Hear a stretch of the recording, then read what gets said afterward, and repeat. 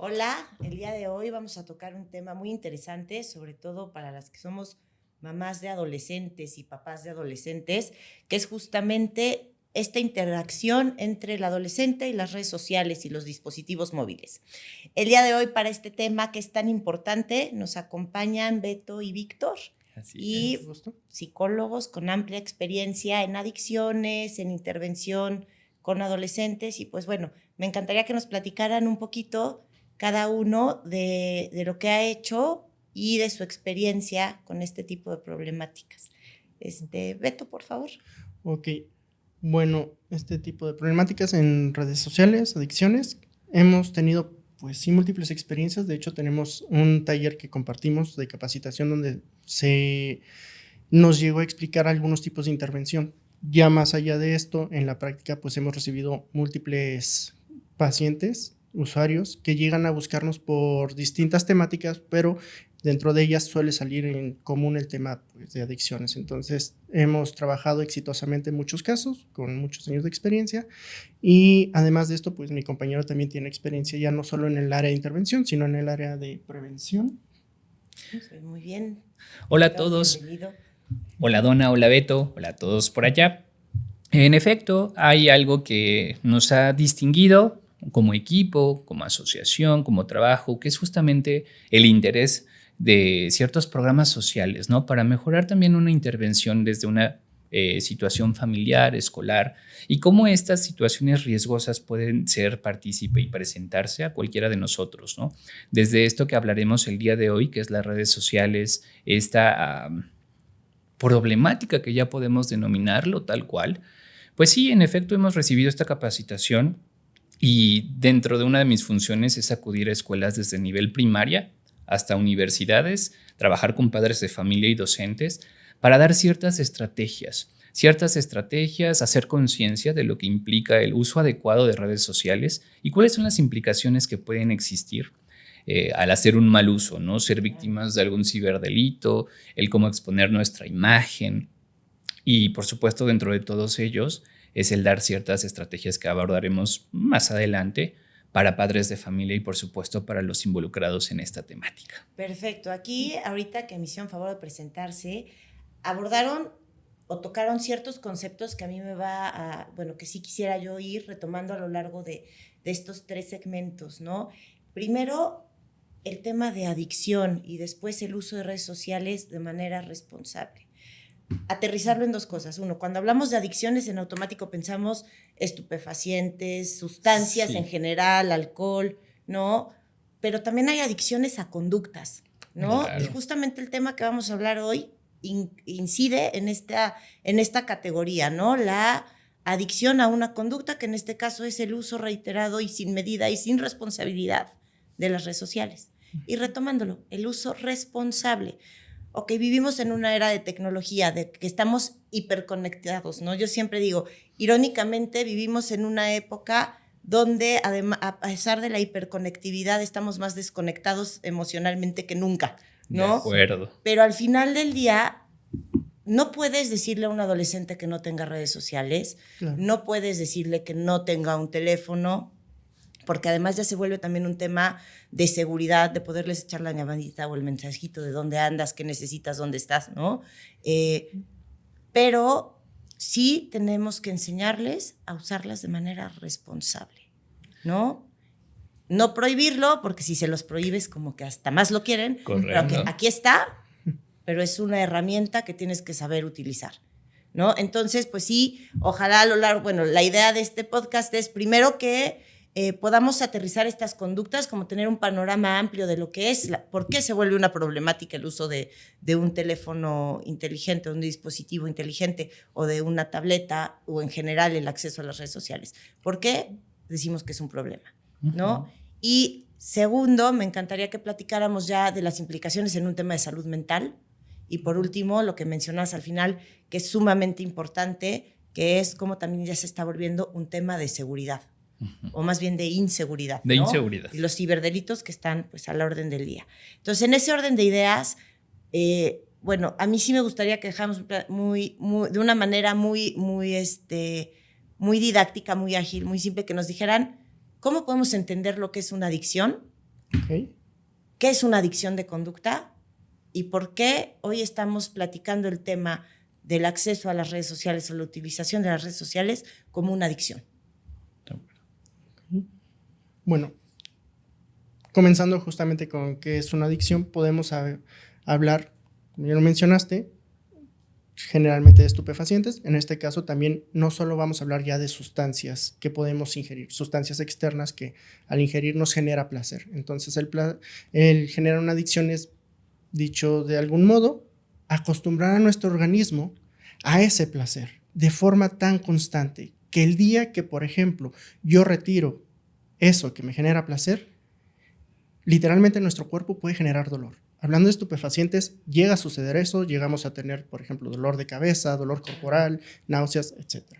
Ahora, no solo hablando de algo externo que puedo consumir, sino ya hablando de una conducta, porque eso es, si bien estamos utilizando un dispositivo que es externo, estamos hablando de que en realidad aquí el problema no es el dispositivo.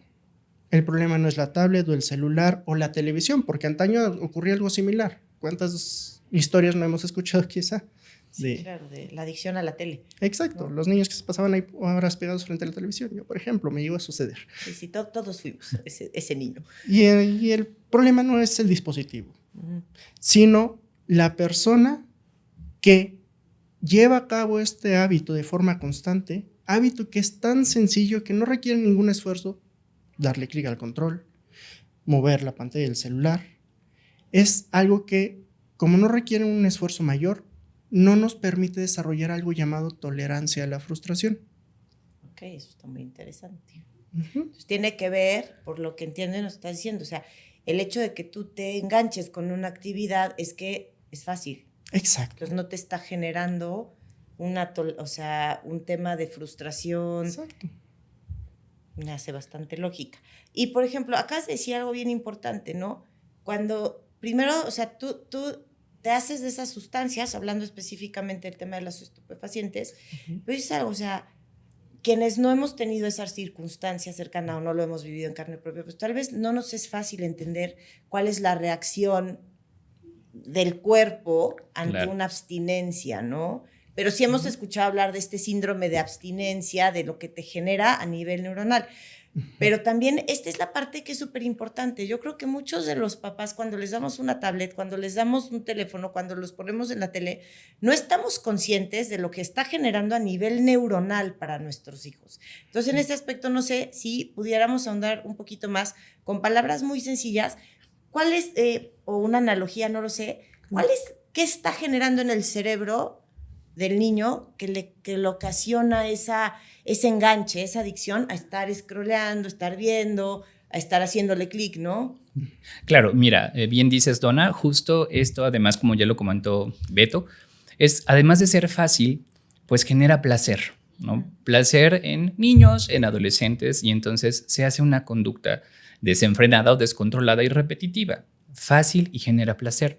Esto justamente llega a influir en demasía en un área de nuestro cerebro, muy rápido lo voy a decir, que es la corteza prefrontal. Es un área que está atrás, digamos, de nuestra frente, que es la que más tarda en desarrollarse. Okay. Es decir, se acaba de desarrollar hasta los 20 o 25 años. Y entonces, cuando tú bien lo mencionabas, como papá o como mamá, doy anticipadamente o a temprana edad algún dispositivo tecnológico para el entretenimiento, para dispersión, para pasar bien un rato, tal vez no, como lo mencionaste bien, no llegue a ver cuáles son las posibles consecuencias que pudieran aparecer en el adolescente o en el niño, en la niña. Y entonces activamos algo que se llama sistema de recompensa, un sistema activado por placer, en donde asocio por completo que esto me entretiene, esto me divierte y esto es lo que quiero hacer. Y entonces cuando comenzamos a generar algún tipo de limitante, en donde ya dámelo, no puedes tener acceso a, ahí viene toda esta desregulación emocional que sin duda alguna puede llevar a cabo o puede, acabar en síntomas de ansiedad. Claro, ¿no? Y acabas de decir algo, o sea, yo ahorita así como haciendo recolección, sí, o sea, yo llegaba a un punto en que, por ejemplo, les quitaba el iPad a mis hijos y eran unos berrinches espantosos, sí. Pero ¿qué tan delgada es la línea de la pataleta porque se los quitaste y a los 5 minutos se les olvida, a que ya les genere un tema de ansiedad, ¿no? Que puede, como lo platicábamos antes de empezar el podcast, que puede incluso llegar a generar un tema que sí es necesario medicarlo, ¿no? Sin duda, ¿no? Ya cuando hablamos de estas conductas que pueden manifestarse en donde no es un caso aislado, ¿no? Ya es algo repetitivo, pues sí pudiera existir esta intervención multidisciplinaria en donde a partir de situaciones que aparentemente eran cotidianas, en donde todos nosotros podemos usarlas, pues desembocan en situaciones quizás más graves desde un plano emocional, en donde no todos experimentaremos sintomatología de ansiedad, ¿no? O incluso depresión, porque para un infante o un adolescente, pues llega a pasar tanto tiempo en estos dispositivos que se vuelve a convertir en parte de su vida. Claro. El tiempo estimado de un adolescente en México en redes sociales es de 7 horas 50. Al día. Al día. A ver, ahora ahí te va el contraste. Entonces, tenemos un promedio de que un adolescente, un niño, usa o sea, prácticamente el tiempo que está despierto. Una tercera parte del día. ¿No? Una tercera parte del día usa dispositivos móviles. Clínicamente, profesionalmente, en su opinión experta, ¿cuál es el tiempo recomendado para estar ante una pantalla o para estar realizando este tipo de actividades? Bueno, tal vez no siquiera se recomienda, pero ¿cuál sería como el límite sano, por decirlo de algún modo? Te compartiré información de 2 artículos que llegaron a justamente publicarse respecto a la problemática actual. Uno de ellos es de la Universidad de Iowa y justamente ellos mencionaban que lo recomendable es que no se pase 2 horas, máximo 2 horas al día. ¡Al día! Hay otro sitio que se llama Pantallas Amigas, que es un sitio bastante bueno. De hecho, hizo una campaña hace unos años con nuestro gobierno federal en donde habla justo de estos temas respecto a redes sociales. Ellos mencionan que cuando el infante no tiene más de 2 años, no debe de pasar ni 1 hora al día. Hablando de unos 4 años en adelante, 2 horas como máximo al día. Okay. Pero si tenemos este promedio de 8 horas, pues realmente es bastante complejo Pues que es un no número, haya una afectación. No, bueno, es que es un número alarmante porque entonces, a ver, sí ya te explicas muchas de las problemáticas que pasan en este país. No hay comunicación entre las familias. ¿A qué hora si estás pegado al iPad, no? O sea, ¿a qué hora interactúas con tus hermanos, con tus papás? No, también por un tema de seguridad, pues ya no es tan fácil salir a la calle a jugar con los vecinos.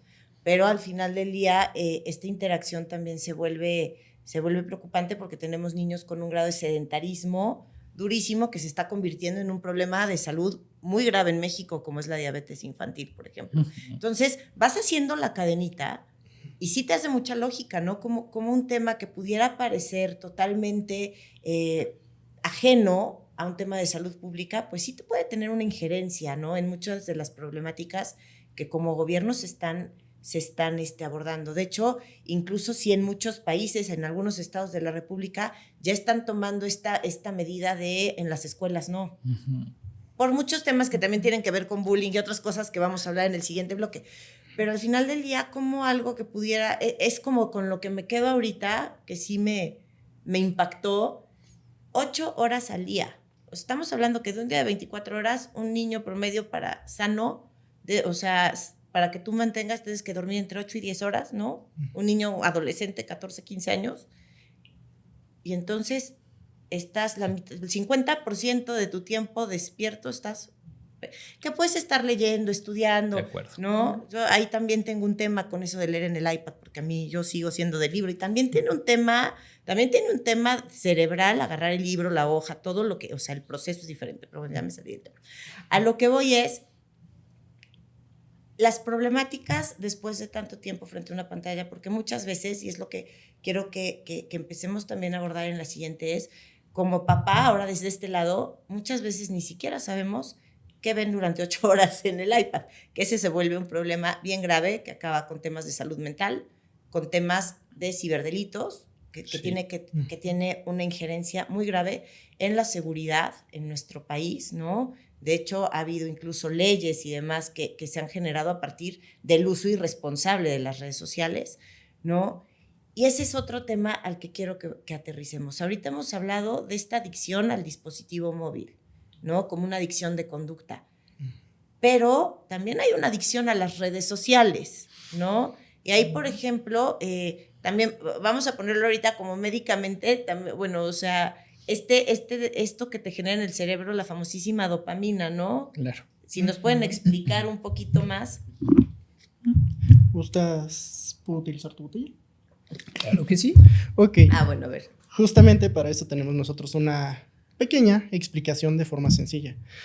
Que podríamos decir, nuestro cerebro produce al día 400 unidades de placer. ¿Sí? 400. Okay. Imagina como justamente esta cantidad representa las 400 unidades que va a producir nuestro cerebro al día. Hablando de dopamina, entre otras sustancias que generan bienestar. Perfecto. Ahora, ¿qué sucede si nosotros justamente acostumbramos a nuestro cerebro a una cantidad mayor? Hablamos de estupefacientes o en este caso hablando de adicciones de conducta que nos producen cierto grado de placer. Nuestro cerebro se va a acostumbrar a que recibe no solo 400, sino quizá 600, 800, imagínate esta botella. La botella llena. Llena, exacto. Pero a final de cuentas tenemos solo ese espacio, perdón.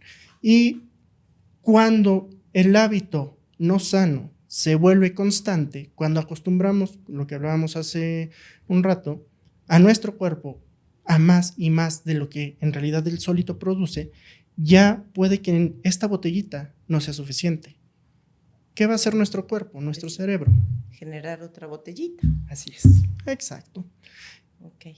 Y si lo mantenemos constante, y no solo constante, sino en cantidades más allá de lo naturales, de lo sana, entonces podríamos ya no hablar de 2 botellitas, sino 3, 4, 5 botellitas. Ok, y eso en un adolescente, en un niño de 8 a 14 años, pues implica un tema de salud mental muy fuerte, ¿no? Exacto. Y aún más por el hecho que mencionaba mi compañero de que antes de los 21 o 25 años el cerebro aún no está totalmente desarrollado. Es mucho más fácil. Claro. Entonces, por ejemplo, en este sentido, porque pues obviamente hemos hablado del problema, pero también yo sí siento que es el tema de la prevención sí está en nuestras manos, ¿no?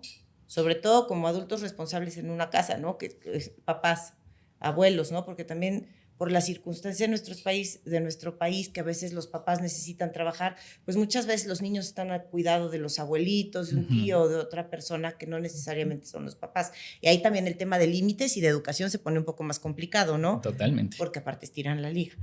Pero en este sentido, ¿qué podría ser así como si me dijeran el ABC de la prevención de este tema? O sea, para limitar y para no llevar a un extremo el uso irresponsable también de los dispositivos móviles. ¿No? Adelante. Gracias. Voy a meter un tema que hace un momento no conversamos, justo, pero que creo que podría ayudarnos a entender justo lo que mencionas. Como humanos, hablando desde una teoría de la psicología, desde un enfoque cognitivo-conductual, perdón por los tecnicismos, hay un modelo en particular que se llama modelo de esquemas. Este modelo nos explica que los humanos tenemos 7 necesidades básicas, que cuando no se ven cubiertas es donde tendemos a llevar a cabo conductas o hábitos no sanos. Por ejemplo, les preguntaría a ustedes, ¿cuál se imaginan que es la necesidad que toda persona sí o sí va a tener siempre? ¿Qué es aquello que buscamos constantemente? Descanso, por ejemplo. Descanso, ok. Alimento. Alimentación. Sí. Afecto. Afecto. Ese es uno de los más importantes. Okay. Pero no solo el hecho del afecto, sino el de vincularnos. Somos seres gregarios y la persona que se queda sola tiende, perdón por las palabras, a morir, caer en depresión, a otros síntomas de malestar. Entonces, nos explica esta teoría que cuando la necesidad de vincularnos, de aceptación, necesidad que en principio se ve cubierta por los padres, las personas más cercanas a nosotros, el te quiero, el bien hecho, el todo esto. Un abrazo, claro. Claro, si esto no se ve cubierto, ¿dónde lo va a buscar el niño? En otro lado. Bueno, ahorita ya estamos por terminar este primer bloque, pero vamos a retomar con esta idea, porque sí me parece muy interesante ver cómo algo que sí está en nuestras manos puede derivar en algo, en una problemática para nuestros hijos y nuestros adolescentes en general. Muchas gracias. De nada. De nada.